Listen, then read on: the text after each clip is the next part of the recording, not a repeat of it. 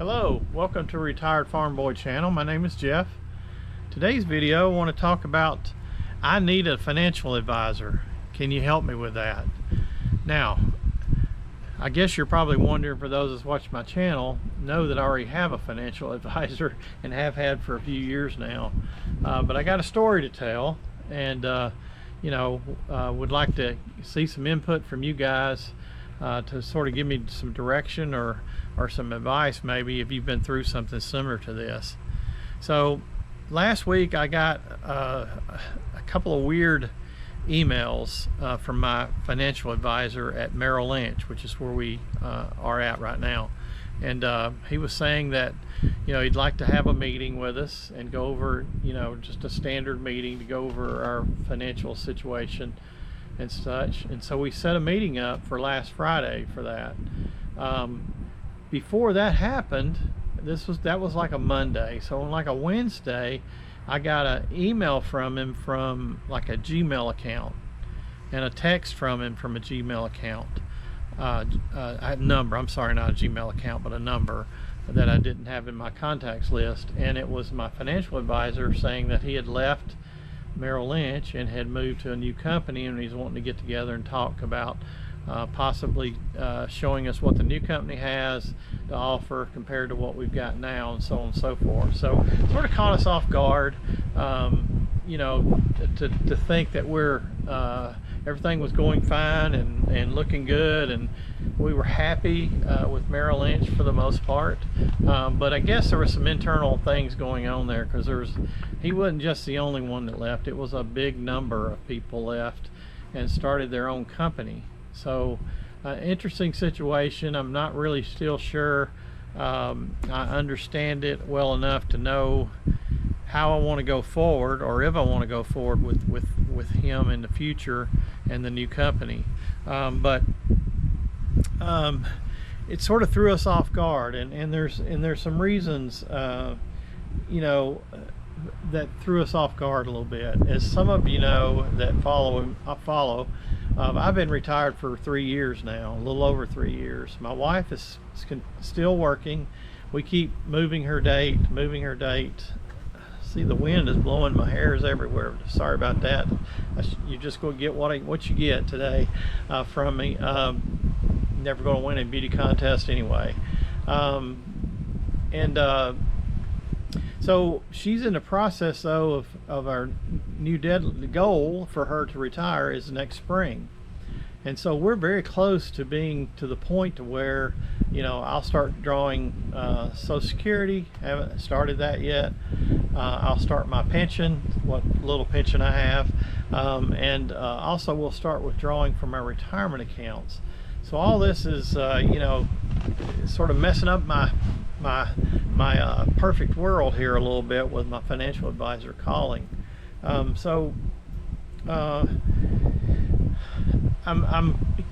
sort of trying to figure out what is the best route for me to take. I know I've started researching financial institutions, and Fidelity, Vanguard, Charles Schwab, they're the big three out there.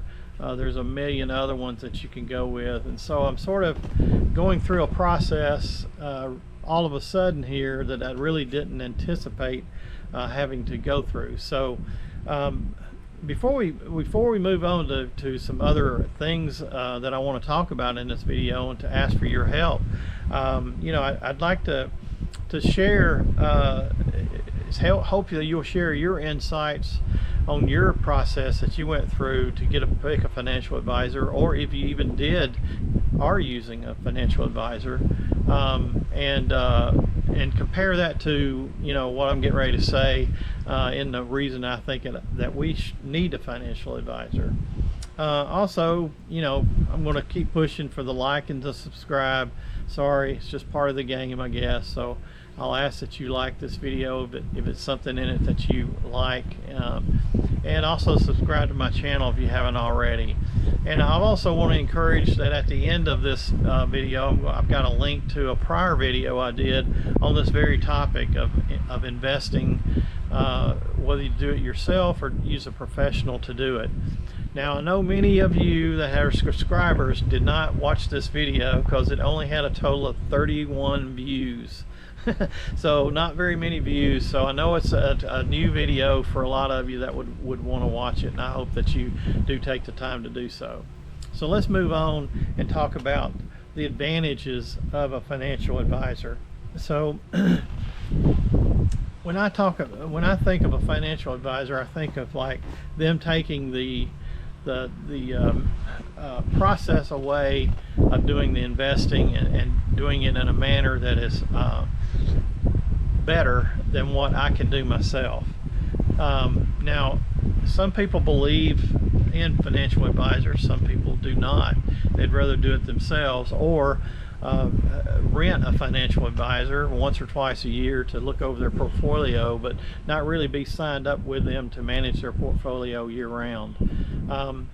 So I went and got a statistics on that a little bit to talk about what's an advantage of a financial advisor. And studies by Vanguard and Fidelity, I found 3% from Vanguard and 1.8% above the fees are expected from a financial advisor institution. So above and beyond the fees that's charged, and that varies tremendously, and obviously that's a big part of understanding part of who you go with for investing is the fee structures that go along with it. But above and beyond those fees, you know, there's still an expectation to do quite a bit better with these professionals.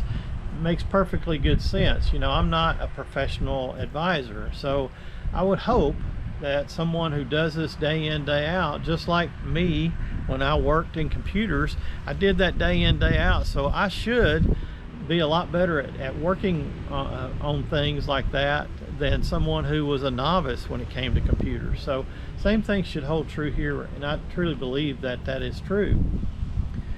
Another reason, you know, to use an advisor, they can sort of look at the risk for you. They can look at the diversification of your accounts to make sure that you're not falling into one area more than you should. Taxes is a big thing, you know, in the future. Estate planning, these are all the things that they provide and can help with that. And again, since they are in that business, they know the questions to ask, they know the things to help lead you in the right direction. Now, my portfolio is not huge. It's not $10 million or anything like that. I sure wish it was. So it's not a huge portfolio, but at the same time, it's big enough to where I don't think I want to manage it myself anymore. Now, I managed it up until 6 years ago, and I never felt like I was probably great at it, but I enjoyed it so much that I put a lot of time into it and probably did decent. I'm not saying I outperformed anybody, but I probably did okay because I enjoyed it and I really researched it a lot, and I spent quite a bit of time on it. As I got a few years back, 6 years ago now, it got to where it wasn't as fun to do the looking up and researching companies and stocks and mutual funds and all that kind of stuff that goes along with it to be halfway decent at something. So I got a financial advisor and went with Merrill Lynch, as I mentioned. My portfolio is, like I mentioned, is not $10 million or anything, but it's to the point of where I need to worry about things like RMDs in a few years. You know, I want to set up some trust for some of my heirs and some other things that I want to tackle. IRMA is something that already affects my wife and I. I'm having to pay IRMA on my Medicare above and beyond that. So and of course we got a huge 401k that is before tax, so that needs to be converted over time through Roth conversions possibly to get us in a better tax situation. Those are all the kind of things that excuse me, that I don't claim to know much about, and I'd rather leave that to someone else. So again, I think if you have a smaller portfolio like I have had in the past, you know, it was a little easier to manage it. So one thing I'll say is that I still enjoy financial planning and looking at stocks and understanding it, and following the stock market, so on and so forth. But the stress of doing it myself really did get to me. You know, I got to the point to where I didn't feel like I was doing as much. I didn't feel like I was putting as much time into it. And that stress of knowing that it's up to me for our portfolio to grow or not grow sort of got the best of me, and I think I did the right decision for me. And the way I look at it now is I'd rather monitor than manage. I still love to follow up with our numbers every month. I still track them in each of our accounts and follow up with that. I try to make sure the rate of return is, you know, where I expect it to be, and it's staying there. And I have, you know, if it's not, it leads me to questions to the financial advisor to talk about, you know, why is it not performing like I thought, or like, you know, I'm hearing the S&P 500 is doing this and mine's not quite doing that well. Why? Those are the kind of questions that I get through my monitoring effort that I go through, and I really enjoy that still. So there's so many out there, as I mentioned. I'd love to get some insight back from you guys, some comments about who you may use or what you may do for your portfolio management. I know there's a ton of companies. I've started researching them. I've already got an appointment set up with one to try to take a look at it later this week at them, and then I'll probably take a look at a couple of others. I don't think this is going to be a huge decision. Well, it's a huge decision, but I don't think I'm overwhelmed by it.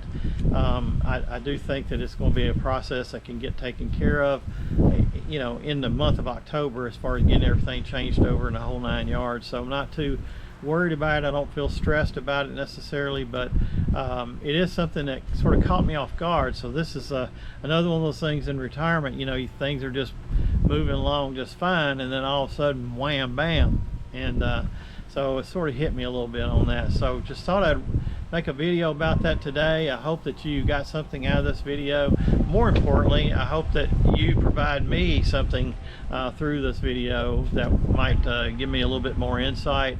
I can always learn. I never claim to be the brightest star in the sky. So until next time, don't let the old man in.